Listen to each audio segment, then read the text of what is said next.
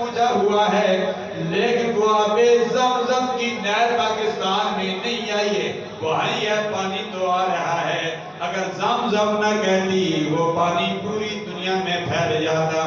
آپ نے آگے مٹی ڈالنی شروع کر دی، فرماتے ہیں زمزم زمزم اے پانی ٹھہر جا۔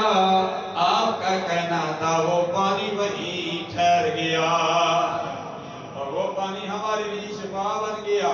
آج حاجی بھی جب وہ پانی پیتے ہیں، آپ پانی کا یہ حکم ہے کہ پانی پیو تو بیٹھ کر پیو، لیکن زمزم پیو تو کھڑے ہو کر پانی پیا کرو۔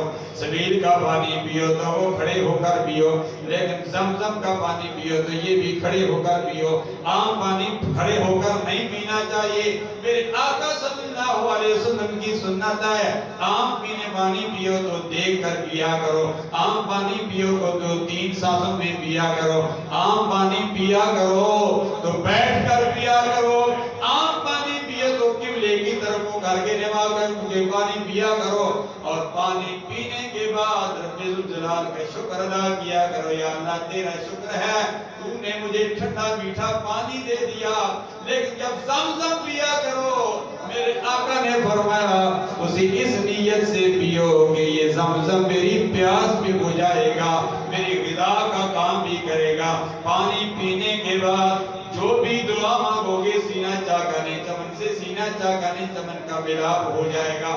جو بھی دعا مانگو اللہ تبارک و تعالیٰ تمہاری اس دعا کو اس پانی کے توسل سے قبول